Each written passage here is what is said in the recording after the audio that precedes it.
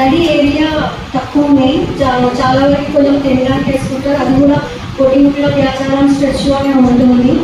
ప్యాడీకి ఎక్స్టెన్సివ్గా వేయకుండా వేరే కూరగాయలు కానీ మిగతా క్రాప్స్ వేసుకుంటే బాగుంటుంది. అలాగనే వాటర్ కన్సర్వ్ చేయడానికి కాంపౌండ్స్ అలాంటివి కట్టుకుంటే. స్పెషల్ సర్వసభ్య సమావేశాన్ని మనం ఏర్పాటు చేస్తున్నాం. ఈ కార్యక్రమంలో ముఖ్య అతిథిగా మన జిల్లా కలెక్టర్ గారు గౌరవనీయులు దీపక్ తివారీ గారు, మరి అదేవిధంగా అతిథిగా మన జిల్లా ఎస్పీ శ్రీకాంత్, మరి అదేవిధంగా ట్రైనింగ్ కలెక్టర్ గారు సచిన్ గారు, మరి జిల్లా పరిషత్ సిఇఓ శ్రీ సుధీర్ గారు, ఏఎంసీ చైర్మన్ మిత్రుడు శ్రీనివాస్ గారు, మరి ఈ కార్యక్రమానికి సభ అధ్యక్షత వహిస్తున్న ఎండిఓ వినయ్ గారు, మరి వేదిక ముందున్న నూతనంగా ఎన్నుకోబడిన గౌరవ సర్పంచులందరూ, మండల స్థాయి అధికారులందరూ, మీడియా మిత్రులు, పత్రికా మిత్రులు అందరికీ నమస్కారం. ఈ సర్వసభ్య సమావేశం మనం నిర్వహించినాం. జనరల్గా మండల సర్వసభ్య సమావేశానికి కలెక్టర్ కానీ ఎస్పీ కానీ ఎప్పుడు అటెండ్ కానీ సుధీర్ గారు చెప్పినట్టు, మరి మన అదృష్టం కొత్తగా ఎన్నుకోబడ్డారు. మరి మన మీటింగ్కు వీళ్ళందరూ పెద్ద ఆఫీసర్స్ అందరూ కూడా రావడం, మేమంతా వస్తున్నామని చెప్పేసి మండలిలో ఉన్న ఎంప్లాయీస్ కూడా అందరూ మిస్ అయిపోతే కష్టం అయిపోతుంది అని అందరూ వచ్చింది. ఈరోజు ఎట్లా వచ్చిందో నెక్స్ట్ మీటింగ్ కూడా నేనే. మరి అదేవిధంగా ఒక్కటి ఎంప్లాయీస్కు ఒక సూచన, 10 సంవత్సరాల ప్రభుత్వంలో మీరు అందరూ పనిచేసారు, మళ్ళీ ఇప్పుడు 2.5 ఏళ్ళ నుంచి పనిచేస్తుంది. కొంతమంది పారిశాటిగా పనిచేస్తారు. పారిశాటిగా ఎంప్లాయీస్ పనిచేయద్దు. ప్రభుత్వం ఏదుంటే ఆ ప్రభుత్వానికి అనుగుణంగా పనిచేయాలి. అట్లాంటి గుణాలు ఏమైనా ఉంటే కొద్దిగా మార్చుకుంటాం. ముఖ్యంగా సెక్రటరీ కొత్తగా సర్పంచులు ఎన్నుకోబడ్డారు కాబట్టి, రెండోసారి గెలిచిన గురువారెడ్డికి అన్ని విషయాలు తెలుసు, కానీ మహిళా సర్పంచులకు అందరు కొత్తగా ఎన్నుకోబడ్డారు. మరి వారిని నడిపించేది, గ్రామాన్ని సురక్షితంగా పెట్టేది సెక్రటరీ కాబట్టి, పాత కథ అంతా మర్చిపోయి కొత్త దీంట్లోకి వచ్చేసి వాళ్ళకి అన్ని విషయాలు అర్థమయ్యే విధంగా చెప్పి వారు మీరు సహకారంతో పనిచేస్తే గ్రామం అభివృద్ధి చెందుతాయని చెప్పేసి ఈ సభాముఖంగా మీ అందరికీ తెలియజేస్తున్నాను. మరి అదేవిధంగా ఇరిగేషన్కు సంబంధించినందుకు రాలేదు, నువ్వు రాలేదు అంటే ముందు కానీ ఎన్ని చెక్ డ్యామ్స్ ఉన్నాయి వాటిని అన్నింటినీ కొద్దిగా నువ్వు పర్సనల్గా విజిట్ చేసి చూసి ఏమైనా రిపేర్స్ ఉన్నాయా ఏమున్నాయని ఎస్టిమేట్లు తయారు చేసి ఇవ్వాలి. ఎందుకంటే వాటర్ది రాను కొద్దిగా ప్రాబ్లం అవుతున్నది, ఈ ఎల్నీనో సందర్భంగా కూడా ప్రాబ్లమ్స్ ఎక్కువవుతున్నాయి. అందుకే అన్నింటినీ తొందరగా ఎంత తొందరగా అయితే అంత తొందరగా చెక్ డ్యాములు అప్పుడు 14 దాకా కట్టినాం మనం, ఈ అప్పుడున్న కాంగ్రెస్ ప్రభుత్వం. మరి వాటిని రిపేర్స్ చేస్తే కొన్ని నీళ్ళు నిల్వ అవ్వడానికి ఆస్కారం ఉంటుంది కాబట్టి మీరు ఫీల్డ్ విజిట్ మాత్రం చేయండి. మరి అదేవిధంగా మనకు వికారాబాద్ నియోజకవర్గానికి ఇప్పటికే ప్రతి ఒక్కరిని అటెండ్ చేస్తున్నారు. అయితే నేను ఇప్పటిదాకా ఎస్పీ గారితో ఏమన్నంటే, కడుపుల పిల్ల ఉన్నది పిల్లగాడు ఉండడానికి తెలియగానే గవర్నమెంట్ పని స్టార్ట్ అయింది. అంతే కదా, మందులు ఇవ్వడం, గుడ్లు ఇవ్వడం, బియ్యం ఇవ్వడం, పాలు ఇవ్వడం, వాడు పుట్టినాక అంగన్వాడీలు వేయడం, అంగన్వాడీలు వేసినాక వారికి కావాల్సిన నెత్తికి నూనె కానీ, బట్టలు కానీ, సబ్బు కానీ అన్నీ ఇవ్వడం. మన దాంట్లో ఇప్పుడు ప్రీ ప్రైమరీ స్కూల్స్ వచ్చేసినాయి 6, మన దాంట్లో సేమ్ అవే వస్తాయి. అట్లనే ప్రైమరీ స్కూల్, అట్లనే హై స్కూల్, అట్లనే ఇంటర్మీడియట్, డిగ్రీ. ఇక మనం చేసేదే ఉండొచ్చు. భార్యాభర్తలు పోయి ఇంత ఉపాధ్యాయం చేసుకొని వస్తే 300, 400, 800 రూపాయలు భార్యాభర్తకు వస్తుంది. కొడుకేమో ఫ్రీగా పెరగాలి. కరెక్ట్ అనేది ఇంత చేస్తున్నది ఈ ప్రభుత్వం. మీరు ఇవన్నీ ప్రజల్లో కూడా తీసుకుపోవాలి, వాళ్ళకి అవగాహన కల్పించాలి. కొత్త తెలిసినట్లంతా అందులో మహిళలు చెప్తే ఏముంటుంది, అందరు ఇంటారు. మీరు చెప్తే మహిళా సర్పంచులు చెప్తే మీరు ఇంటారు, మా పొలాలు కూడా సర్పంచ్ చెప్తే అందరు ఇంటారు. అట్లా మీరు ప్రభుత్వం చేస్తున్న కార్యక్రమాలన్నింటినీ మీరు చెప్పాలి. అట్లనే ఎలక్షన్లు ఇచ్చిన మాట ఏదైతే గౌరవ ముఖ్యమంత్రి రేవంత్ రెడ్డి గారు కానీ నేను ఎలక్షన్లు చెప్పాను. ఈ 6 గ్యారంటీలకు సంబంధించిన ఒక మేనిఫెస్టోలో కూడా చాలా మటుకు ప్రజలకు అవసరం ఉన్న కార్యక్రమాలను నేను చెప్పడం జరిగింది. 6 మీకు బస్సు ఫ్రీ వచ్చేసింది. రేషన్ కార్డు 10 సంవత్సరాలు రేషన్ కార్డు లేకుంటే మనకి 10 ఇయర్స్ రేషన్ కార్డు లేకుంటే, కానీ ఈ ప్రభుత్వం వచ్చినాక మొన్న రేషన్ కార్డు స్టార్ట్ చేసి ఎవరికి అవసరం ఉంటే వాళ్ళకి ఒకసారి ఇచ్చి బంద్ చేసే కార్యక్రమం కాదు, కంటిన్యూ ప్రాసెస్. ఎప్పుడు అప్లికేషన్ పెడితే అప్పుడు ఎంక్వైరీ చేస్తారు, రేషన్ కార్డు ఇస్తారు, మళ్ళీ రేషన్ కార్డు సనం లేదు. ఇట్లా ఈ విధంగా మళ్ళీ 6 గ్యారెంటీలకు అన్ని దగ్గర పడ్డాయి. ఒక 2,500 రూపాయలు ప్రభుత్వం మిగిలిపోయింది. అట్లనే షాదీ ముబారక్, కళ్యాణ లక్ష్మికి తులం బంగారం ఇస్తామని అది మిగిలిపోయింది. మరి పెన్షన్స్ వేస్తామని అది కూడా ఈ ఆగస్టు 15 తర్వాత ప్రభుత్వం గవర్నమెంట్ మన రాష్ట్ర ముఖ్యమంత్రి గౌరవ రేవంత్ రెడ్డి దాని మీద కూడా కొద్దిగా అనౌన్స్మెంట్ కొత్త స్కీమ్స్ గురించి చేయడం జరుగుతుంది.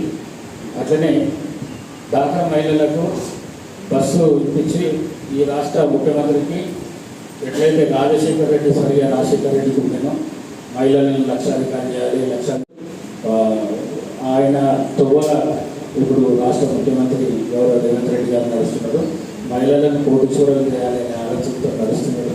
కానీ ఎంత కష్టమైనా కూడా మీకు డాక్రా గ్రూపులకు సంబంధించి ఈ చారణ మిత్తి కానీ ఈ మిత్తి లేని రుణాలు కానీ బ్యాంకు నుంచి లింకేజ్ కానీ చాలా అప్పుడు ఆ 10 సంవత్సరాల లేని ప్రోగ్రామ్స్ అన్నీ ఈ ప్రజాప్రభుత్వం కాంగ్రెస్ ప్రభుత్వం వచ్చినాక అన్ని ప్రోగ్రామ్స్ కంటిన్యూ చేస్తున్నాయి.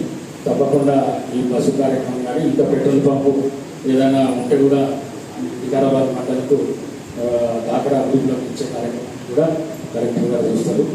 అట్లా చేసుకుంటూ వస్తున్నారు. మరి అట్లనే ఇందిరమ్మ ఇల్లు మీకు తెలియని కాదు, 10 సంవత్సరాలేమో డబుల్ బెడ్రూమ్ ఇస్తాను పాత గవర్నమెంట్లో. అది ఎంత మంచిగా చెప్పిందంటే అంత మంచిగా చెప్పింది. ఇప్పుడు నేను చెప్పొద్దు అవన్నీ, అంత మంచిగా చెప్పింది కానీ ఒక్క డబుల్ బెడ్రూమ్ కూడా ఇవ్వలేదు. కానీ కాంగ్రెస్ ప్రభుత్వం వచ్చినాక రాష్ట్ర ముఖ్యమంత్రి రేవంత్ రెడ్డి గారు ప్రతి ఇందిరమ్మ ఇల్లు కట్టుకున్నానే 5 లక్షల రూపాయలు మేము అందరికి ఇస్తామని చెప్తున్నాడు. ప్రతి ఊర్లో నేనే పోతున్నా, ఇందిరమ్మ ఇల్లు ఓపెన్ చేయడానికి పోతున్నా, రిబ్బన్ కట్ చేస్తున్నా, వాళ్ళకు భార్యాభర్తలకు ఇద్దరికి నా తరఫు నుంచి బట్టలు పెడుతున్నా, వాళ్ళకు కంగ్రాచులేషన్ చెప్పేసి చేస్తున్నా. చాలా ఇంట్లు కట్టుకుంటున్నారు. సర్పంచ్లకు ఒకటి నేను చెప్పదలుచుకున్నది ఏంటంటే, గురువారెడ్డి కూడా అడిగిండు, ఈ 2 వచ్చినాయి 3 వచ్చినాయి 6 వచ్చినాయి అట్లా కాకుండా ఇల్లు లేని ప్రతి నిరుపేదకు ప్లాటున్నలకు ఫస్ట్ ప్రియారిటీ, తర్వాత బట్టలు ఉన్నలకు, తర్వాత గుడిసెలు ఉన్నలకు, తర్వాత ఇందిరమ్మ ఇల్లు వచ్చి గుర్తు చెప్పిండు మాట్లాడుతూ ఇందిరమ్మ ఇల్లు అప్పుడు 2014లో వచ్చి దాంట్లో కొంత సిమెంట్ తీసుకున్న వాళ్ళు, కొంత 5,000 10,000 20,000 తీసుకున్న వాళ్ళు అవి ఎల్పీలో పట్టేసాయి. అవి కూడా కొన్ని తీసుకొని 2 లక్షల రూపాయలు ఇవ్వాలని చెప్పేసి ప్రభుత్వం నుంచి వచ్చింది.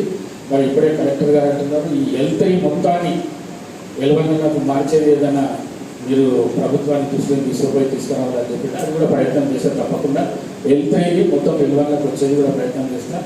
ఆ సంబంధిత శాఖ మంత్రి గారు శ్రీ పొంగులేటి శ్రీనివాసరెడ్డి గారితో మాట్లాడి అది కూడా తీసుకొచ్చే ప్రయత్నం చేస్తా అని చెప్పేసి తెలియజేస్తూ, మరి అట్లనే మనకు ఇప్పటిదాకా 2 ఏళ్ళ దాకా 300 కోట్ల రూపాయలు వస్తున్నాయి. పనులు ప్రారంభమైంది, కొన్ని ఇంకా ప్రారంభం కాలేదు. మరి ఈ మధ్యకాలంలోనే 2 మంత్రులు మన ప్రాంతానికి రావడం జరిగింది. మరి ఆర్ఎండ్బి మినిస్టర్ కోమటిరెడ్డి వెంకటరెడ్డి గారు, మరి మన జిల్లా ఇన్ఛార్జ్ మినిస్టర్ శ్రీధరబాబు గారు వచ్చి మళ్ళీ ఒక 270 కోట్లకు మళ్ళీ ఒక శంకుస్థాపన చేసుకుని, అంటే దగ్గర 600 కోట్లు ఆర్ఎండ్బి రోడ్లకు సంబంధించి మనకి ఇప్పటిదాకా వచ్చినాయి, పనులు నడుస్తుంది. మరి అట్లనే ప్రభుత్వానికి ఒకటే లక్ష్యం, రాష్ట్ర ముఖ్యమంత్రి రేవంత్ రెడ్డి గారికి ఒక లక్ష్యం, ఏదైతే బీటీ రోడ్ ఉన్నదో బీటీ రోడ్ నుంచి ఊరికి పోయే రోడ్డు ప్రతి విలేజ్ రోడ్ కంపల్సరీ కావాలి, కొత్త రోడ్డు వేయాలి, అదొకటి. రెండవది ఊరు నుంచి మండలకు రోడ్ ఏదైతుందో ఆ రోడ్డు చేసుకోవాలి. అట్లనే R&Bకి సంబంధించిన పెద్ద రోడ్లు ఏమి ఉన్నాయో అన్ని రోడ్లను క్లియర్ చేసుకోవాలని చెప్పేసి వారి ఆలోచన ఉన్నది. మరి మీకు తెలుసు 10 సంవత్సరాలు పరిపాలన చేసిన ప్రభుత్వంగా ఒక్క రోడ్డు కూడా మిగతా రాలి, ఒక్క రోడ్డు వేయాలి. ఒక చిన్న రోడ్డు ఏంటంటే వేసిందంటే 7 వేయాలి.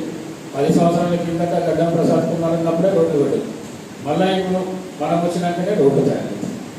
మరి ఇదొకటి మీరు గుర్తుపెట్టుకోవాలి. ఎవరన్నా ఇది ఉంటే కూడా చెప్పాలి వాళ్ళకి. ఇవాళ అంతా సోషల్ మీడియా నడుస్తుంది, ఉన్నాయి లేని వాడిని పెడుతున్నారు. నేను ఆ పెట్టిన దాని గురించి విమర్శ చేయదు, కానీ ఉన్నాయి లేని వాడిని పెడుతున్నారు. నేను విమర్శించాను, నేను విమర్శిస్తే మంచిగా ఉంటుంది.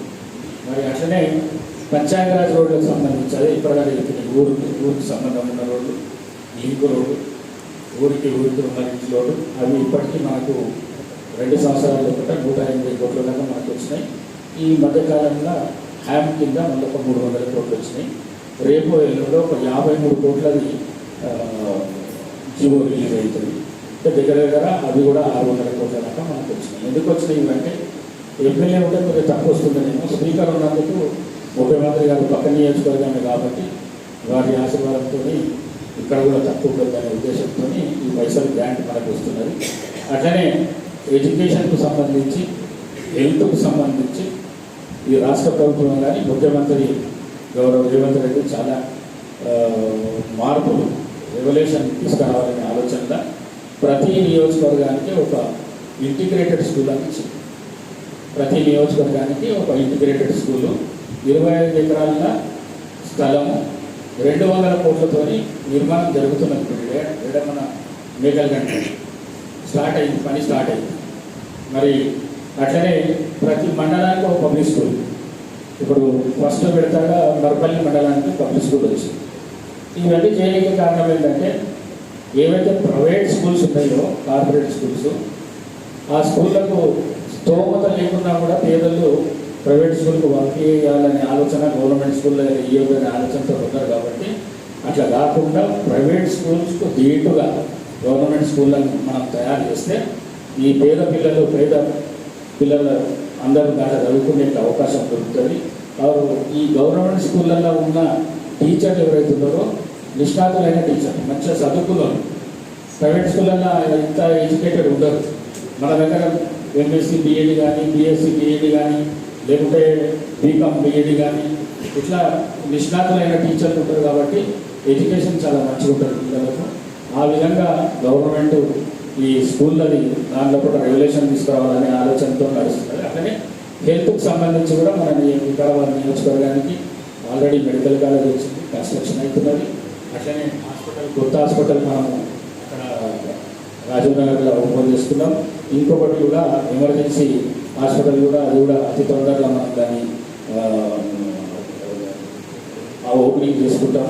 ఇట్లా హెల్త్ మీద కూడా ఇప్పుడు ఇద్దరు చెప్పిండ్రు, ఒక డాక్టర్ అమ్మ చెప్పింది, ఒక అంగన్వాడీ